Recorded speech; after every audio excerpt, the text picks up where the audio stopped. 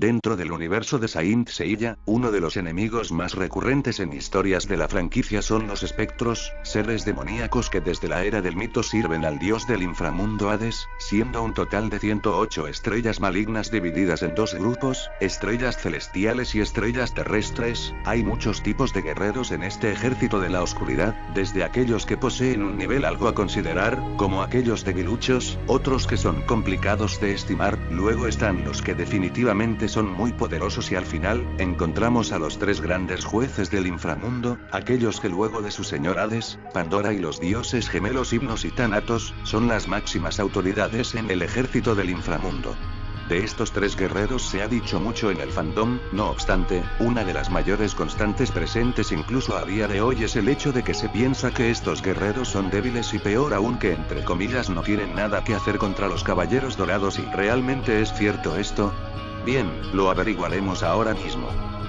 Antes de comenzar de lleno con el vídeo, te invito a que, si te gusta este tipo de contenido, me apoyes dando like a este vídeo, además de suscribirte al canal y activar la campana de notificaciones en todas las notificaciones para que así YouTube te avise de cuando suba un nuevo vídeo en el canal. Sin más que decir, prosigo con lo que nos compete y que es el hilo central de este vídeo, y es que, los jueces del inframundo no solo pueden rivalizar con los caballeros dorados sino que pueden ser superiores a estos.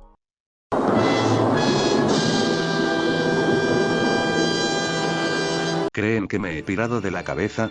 Pues comprendo que puedan llegar a creerlo con semejante afirmación. Aún así, les invito a que vean el vídeo hasta el final para poder comprender él, porque, no solo pienso, sino que afirmo con seguridad esto. Bien, para poder explicar todo esto, debemos partir de la premisa del cosmos y de ciertas reglas generales que siempre, o al menos, casi siempre están presentes en el manga, tanto el manga clásico como el Next Dimension. Tengan en consideración que en la mayoría de casos, estos criterios se pueden aplicar también en el resto de productos derivados del canon y la obra original de Kurumada, desde el anime clásico, hasta spin-off como de los Canvas, Omega, Saint Seiya Show, Episodio G, etc. Y aunque con este último es un poco más complicado realizar un análisis de las escalas de poder de los personajes y el verso, no obstante por temas de tiempo, me ahorraré el profundizar en ello. Eso será un tema para un futuro vídeo que tengo en mente. Una cosa más a tener en cuenta antes de dar inicio al análisis, es el hecho de que si bien es cierto que los espectros que se ven en Next Dimension no son los mismos que se ven en el manga clásico, lo cierto es que en esencia siguen siendo los mismos, solo que en estos casos las estrellas malignas tienen menor o mayor control sobre el cuerpo de sus receptáculos. Pese a ello, aunque sean los mismos espectros en esencia, no poseen el mismo nivel de poder ni tampoco las mismas habilidades, algo que sabemos con mayor contundencia gracias a Suikyo de Garuda. Bien, vamos a comenzar con la premisa del cosmos. Toda materia en el universo está compuesta de átomos. Los humanos poseen en el interior de sus cuerpos un inmenso poder latente que se describe como un pequeño universo, el cual se despierta y manifiesta al estos concentrar todo su cuerpo y espíritu en el punto que van a golpear, logrando así destruir los átomos y haciendo gala de lo que conocemos como cosmos. Existen varias reglas narrativas establecidas por el maestro Kurumada para el sistema de poder en Saint Seiya con base al cosmos, las cuales podemos enumerar de la siguiente manera y en orden de relevancia como forma de análisis de las escalas en Saint Seiya. Número 1. El cosmos es capaz de destruir la materia a nivel atómico. Esta es la razón por la cual no vemos niveles de destrucción tan masivos como en otros mangas / animes. Aún así, no se confundan, esto no es ninguna excusa o justificación para el hecho de que no se vean grandes hazañas de destrucción o poder en muchos puntos de la historia. No es mi intención querer vender la idea de que, como se suele decir popularmente en el fandom, que los niveles en Saint Seiya están rotos o por el contrario sean un asco. Nada de eso. Mi intención y objetivo con esto es solo para que se tenga en consideración a la hora del análisis del poder, hazañas y capacidades de los guerreros. Número 2. El cosmos tiene un incremento de poder lineal. Ojo, con lineal no me refiero a que los niveles de poder en Saint Seiya, con cada nuevo enemigo X ya haya un nuevo escalón de poder en todos los personajes, como suele suceder en muchos otros mangas / animes como el típico ejemplo de Dragon Ball. Con lo de que el incremento del cosmos es lineal, hago referencia al hecho de que a medida que el cosmos es mayor, siempre o al menos, casi siempre todas las capacidades del personaje A serán superiores a las del personaje B. Ojo que esto es solo en referencia a capacidades como la potencia bruta, la capacidad destructiva, la velocidad o resistencia. En esto no se incluye habilidades que por su naturaleza independiente del poder bruto, no sirven de mucho para establecer un nivel exacto y general de un personaje. Número 3. La cloto armadura es un factor que influye en el cosmos de los individuos. En unos la influencia de dicho factor será mayor, en otros, menor y en otros, directamente inexistente o irrelevante. Todo depende del caso, pero es algo a tomar en cuenta al fin y al cabo, pero importante a tener en cuenta. Número 4. El cosmos es infinito, por tanto, aunque un personaje esté en extremo dañado físicamente, su capacidad bruta o capacidades en general no disminuyen, aunque sí, que es cierto que el rendimiento en batalla se ve mermado, cosa que se ve bien ejemplificado en el manga en múltiples ocasiones. Número 5. El cosmos al ser infinito y depender en gran medida de la voluntad, es bastante variante en medio de un combate. En un momento un personaje puede ser asquerosamente más débil que su enemigo, y al otro puede ser muy superior a este. Por tanto, se debe tener en cuenta dicho factor, puesto que es la razón por la cual en algunos momentos los personajes parecen muy débiles en comparativa con anteriores batallas, lo cual puede confundir en relación con los niveles de poder de los personajes. Número 6. El cosmos puede ser afectado y reducido por diversos métodos. Los más conocidos son la reducción de cosmos de la barrera del castillo de Hades y la efectuada por la flauta de Sorrento de Sirena. Hay muchos más, pero los presentaré en el canal poco a poco. Al punto, el cosmos puede ser afectado drásticamente por medio de dichos factores. No obstante, tal como se ha venido diciendo más arriba, el cosmos es infinito y depende de la voluntad de los personajes. Si esta es tan grande como para elevar el cosmos a un gran nivel, dicha reducción no será tan efectiva o de paso pierde total efectividad. De ejemplo se puede mencionar el Shun vs Sorrento, donde el caballero de Andrómeda fue capaz de elevar tanto su cosmos que pudo anular la reducción de cosmos de la flauta e incluso llegando a dañar bastante a Sorrento. Número 7. Por último, la pérdida de los sentidos puede llegar a influir en el nivel de cosmos de un personaje, siendo que gracias a ello pueden ser capaces de llevar al límite su cuerpo y espíritu, consiguiendo aumentar mucho su cosmos. Ejemplos de esto encontramos el caso de Shaka, quien por medio del adio se priva del sentido de la vista, también el caso de su antecesor Shijima de Virgo. También vemos que esto puede llegar a aprovecharse en situaciones extremas, como lo hizo Ikki al final de su combate contra Shaka o Seiya al final de su combate contra Saga. Hay más factores a tomar en cuenta, especialmente para el caso de otras obras. No obstante, con esto es más que suficiente para proceder al análisis que corresponde hoy. ¿Los jueces del inframundo son más poderosos que los caballeros dorados? Bueno, la respuesta es sí y no, y para este análisis solo utilizaremos los jueces del inframundo vistos en el siglo XX. ¿Por qué no tomaré en cuenta los de Next Dimension? Bueno, además de que no considero que sea necesario, lo cierto es que los jueces que se ven allí son inferiores a los jueces del inframundo vistos en el manga clásico. No. No. Sé que muchos querrán llevarse las manos a la cabeza, pero hay muchas razones para afirmar esto. No obstante, eso puede ser un tema para un próximo vídeo. Por ahora voy a enfocarme en lo que importa para este vídeo. Comenzamos con Radamantis de Giverno, el primer juez del inframundo que se nos presenta de forma canónica. De entrada, se le presenta como uno de los espectros más poderosos del ejército de Hades. Entre sus hazañas podemos destacar el tratar a Deacmase de Cáncer y Afrodita de Piscis, como muñecos de trapo. Night after amazing night, millions of Australian jaws will drop. Sé que muchos van a querer cuestionar esta hazaña de Radamantis con el hecho de que los resucitados estaban actuando para no levantar sospechas. No obstante, lo cierto es que esto es insostenible por muchas razones. Por un lado, hay que tener en consideración que el hecho de que estuviesen actuando, no significa en absoluto que se estuvieran conteniendo. Tampoco hay razones para pensar que Deacmasco o Afrodita se contendrían o limitarían de utilizar todo su poder, más aún con oponentes como les tocaron, siendo Mu el primero y finalmente Radamantis. De hecho, la única vez en que vimos realmente de forma explícita conteniéndose a Deacmask como resucitado es durante el breve combate que tiene contra Seiya, donde es claro que se contuvo dado que pudo acabar fácilmente con dicho Seiya, quien, dicho sea de paso, no hay indicios de que tuviera séptimo sentido en ese momento. Por eso mismo, la premisa de que Death Mask y Afrodita se estaban conteniendo es cuando menos pretenciosa, más aún cuando sabemos por el capítulo especial de Saint Seiya Destiny, que la lealtad de estos es cuando menos algo a debatir, y puesto que vemos que estos estaban suplicando ser retirados del Coquitos por la diosa Ker, no se sabe si en ese momento Shion se comunicó con ellos para que estos decidieran suplicar por no seguir siendo torturados en el infierno de hielo, menos aún, cuando vemos que Saga posteriormente es, presumiblemente, informado de ello luego de que Death Mask y Afrodita sean sacados de su tormento.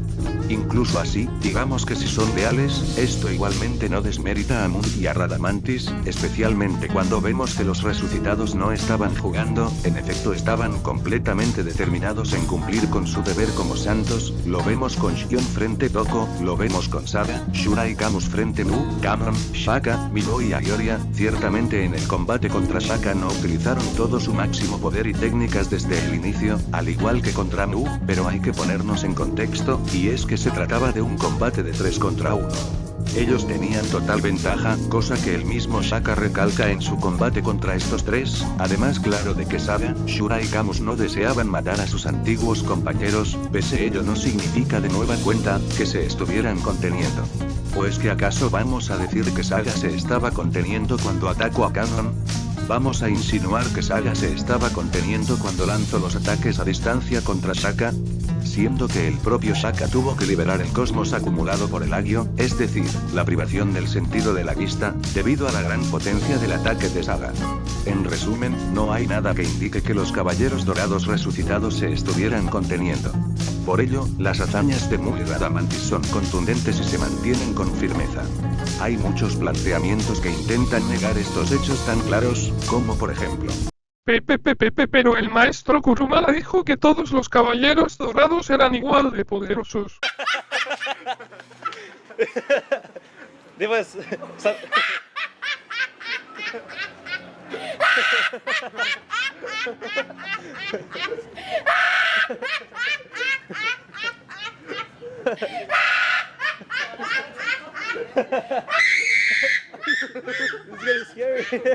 Ciertamente existen entrevistas y materiales oficiales sobre los cuales en algunas ocasiones, el maestro Kurumada dijo que los dorados eran casi todos igual de poderosos, pero estas son declaraciones que además de contradecir lo visto en la obra canónica así como incluso en su secuela canónica, Next Dimension, pierde completa relevancia, más aún cuando el propio Kurumada ha estado de acuerdo con el hecho de que por ejemplo, en el Taizen se posicione a Shaka, Saga, Shion y Doko como caballeros dorados muy poderosos por encima del resto. El Taizen es también un material oficial que cuenta con cierta relevancia para el canon y por supuesto, con mucho mayor peso que otros materiales y declaraciones oficiales sea del autor o terceros ajenos al manga y la editorial a cargo. Ojo, no estoy diciendo que dichos medios oficiales no tienen ningún tipo de validez o relevancia solo por no ser canónicos o estar fuera del manga, a lo que me refiero es a que no tienen validez si no se corresponden con el manga y el canon en general de la obra del señor Kurumada. Prosiguiendo con el análisis, Radamantis también mostró una potencia bruta a considerar, siendo capaz de conseguir que Canon reconozca su poder y considere que no por nada sea uno de los 3 grandes jueces del inframundo. Ciertamente Radamantis está muy por debajo de Canon, no obstante, esto habla bien del espectro, pues Canon ya forma parte de los caballeros dorados más poderosos del siglo XX, siendo solo algo inferior a Saga. Además, para dar aún más sustento a su anterior hazaña frente a Death Mask y Afrodita, tenemos el hecho de que Canon considera que Radamantis sí podría tener la suficiente capacidad y quizás vencer a Milo, Mu y Ayoria, pero claro, ni de broma derrotarlos a los 3 con facilidad como logro gracias a la barrera del castillo de Hades en la Tierra que redujo el cosmos de Milo, Mu y Ayoria al 10%. El juez también se mostró capaz de imponerse ante Orfeo de Lira, un poderoso caballero de plata que según el manga era incluso superior a los caballeros dorados.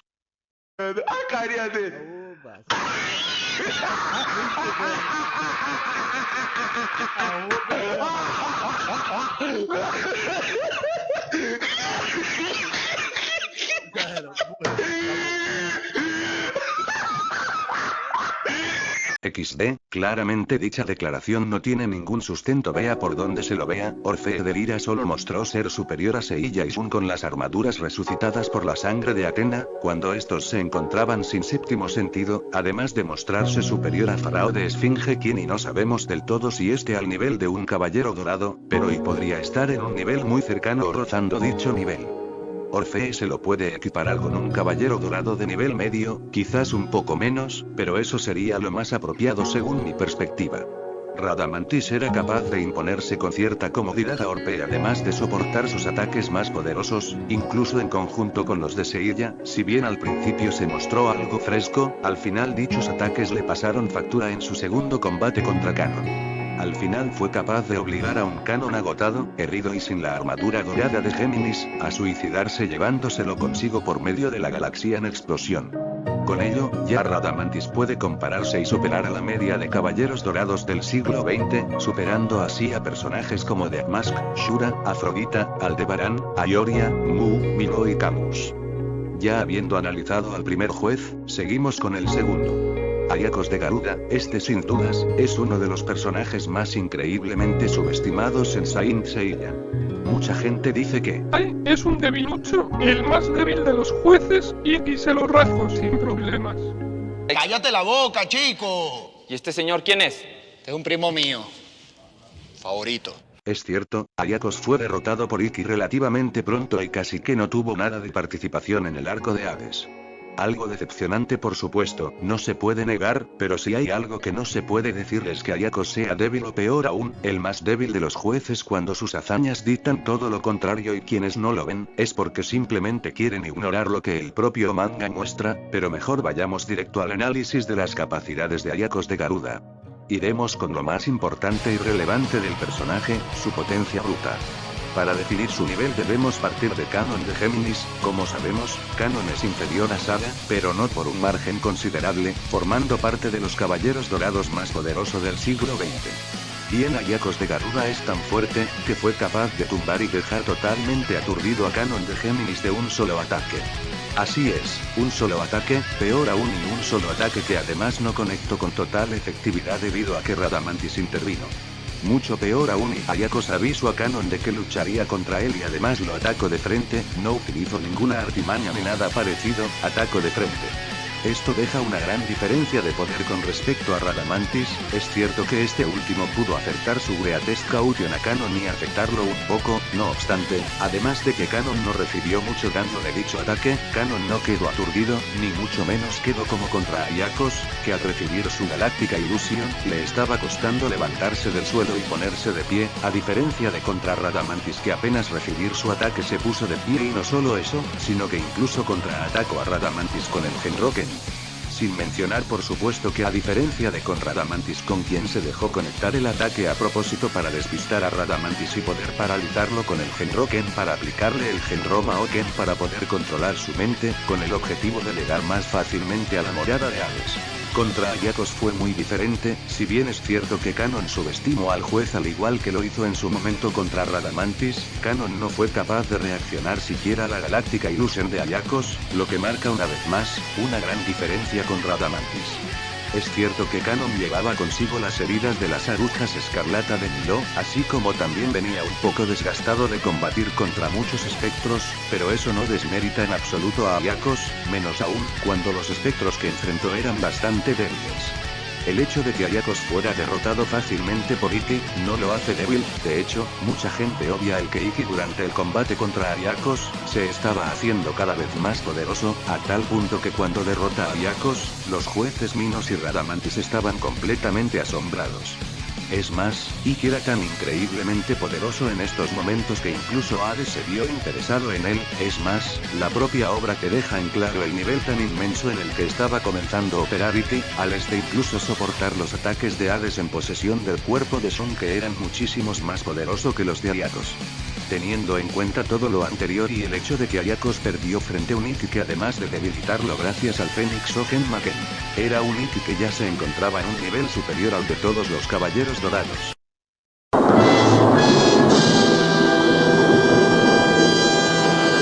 está claro que mínimo, pero nerfeando bastante el rango en el que puede entrar Ayakos en cuanto a nivel de poder, es de un nivel similar al de Canon, con ello se es coherente con lo mostrado en la obra y es un nivel mínimo atribuible al juez del inframundo, quien sin dudas puede competir sin problemas con los caballeros dorados más poderosos del siglo XX como Doko, Canon, Saga o Aioros.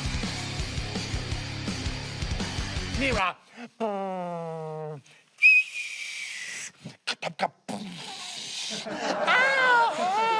¡Auxilio, me quemo! ¿Por qué lo hicimos? ¿Creen que lo que he dicho de Ikki es exagerado? Pues no lo es en absoluto. Sé que muchos querrán sacar a Shaka en colación, pero lo cierto es que este no es más que un mosquito frente a Hades incluso estando en posesión del cuerpo de Shun. Esto queda bastante claro cuando vemos que Hades no solo le resta total importancia a Shaka cuando este se presenta en Giudecca, sino que además cuando Shaka ataca con todas sus fuerzas a Hades utilizando la lanza de Pandora, Athena, quien es también una diosa olímpica como Hades, estando muy contenida y lejos de estar siquiera liberando una buena parte de su poder, detuvo el ataque de Shaka como si no fuese nada. Y eso fue una Athena que estaba muy pasiva, que Shaka no liberó su máximo poder que muestra en el Muro de los Lamentos. Es cierto, pero alejado no estaba, pues este declara con fiereza que va a utilizar la lanza de Pandora para matar a Hades. La propia Athena declara que por más fuerte que sea Shaka sus ataques no le servirán de nada contra Hades, pues en el mejor de los casos solo conseguirá herir el cuerpo de Shun, y eso si es que Hades se lo permite o se confía más de la cuenta. Ikki no solo recibió los ataques de Hades en posesión de Shun, sino que los resistió e incluso logró que el dios se lo tomase algo en serio, algo que jamás estuvo siquiera cerca de lograr Shaka de Virgo. ¿No sabes lo que dices, bro? Shaka es capaz de destruir múltiples universos, es un dorado capaz de medirse con un dios, el Next Dimension lo confirma. No. En fin, desmentir todos y cada uno de los muchísimos argumentos de fanboys de Shaka es un esfuerzo a tomar en cuenta, y este vídeo ya se está haciendo muy largo, por lo que ya llegará el momento en que reviente todas esas ilusiones que tienen ciertos grupos de fans con Shaka y los caballeros dorados en general. Seguimos con el último juez y el que definitivamente es el más terrible y poderoso de los jueces del inframundo. Minos de Grifo, estrella celestial de la nobleza. ¿Qué decir de este espectro que no se haya dicho antes? Es irónico que este en definitiva sea uno de los personajes que no son dorados o protagonistas en Saint Seiya, mejor valorados en poder bruto, y es que no es para menos, no solo fue capaz de dominar por completo a Canon de Géminis con la Cosmic Marionation, sino que posee las impresionantes hazañas de sobrevivir a la explosión del Muro de los Lamentos, aunque cabe destacar que solo recibió una parte del impacto de la explosión, sobrevivir con relativa facilidad a una ejecución de Aurora de Geoga con séptimo sentido al máximo y cero absoluto. Solo para tener una comparativa, Geoga con una ejecución de Aurora menos poderosa fue capaz de fulminar de un solo ataque a Camus en el arco de las 12 casas gracias a llegar al cero absoluto. Minos fue capaz de sobrevivir quedando en condiciones lo suficientemente óptimas para seguir combatiendo, lo que ya habla increíblemente bien de su nivel de poder, más aún cuando fue capaz de destruir de un solo fulmetazo una variante inferior del ataúd de hielo de Camus. Puede no sonar impresionante, pero teniendo en cuenta que tenía una temperatura al menos muy cercana al cero absoluto, cambia la cosa. Teniendo en cuenta sus hazañas también es perfectamente equiparable con los caballeros dorados más poderosos e incluso, desde acá y a modo de perspectiva personal, sostengo que Minos es incluso superior a Saga en Cosmos. Hay varias razones por las cuales puedo sostener esto, pero esto ya será tema para otro vídeo, solo siendo superado por Shaka y Doko en caso de utilizar las armas de Libra. Sin duda alguna un enemigo terrible que en comparativa con sus predecesores de Next Dimension, está en la cima de poder de los espectros presentados en el canon. Si bien ninguno de los jueces es estrictamente superior a todos los caballeros dorados como insinúa el título del vídeo, jajaja, admito que me volví un poco loco con ese título, son más que capaces de combatir y superar a la gran mayoría de caballeros dorados, y en el caso de Minos a todos estos, salvo la excepción de Shaka y Doko con armas de Libra y sin duda alguna, unos sujetos increíbles. Con esto termino este vídeo. ¿Qué te pareció mi opinión / análisis? ¿Crees que los jueces son tan poderosos como se menciona en este vídeo? Te invito a comentar en la caja de comentarios, estaré leyendo sus opiniones al respecto. Muchas gracias por apoyar el contenido de este canal y ver mis vídeos. Pronto subiré más vídeos de la franquicia muy emocionantes, estén atentos. Un cálido saludo, nos vemos pronto.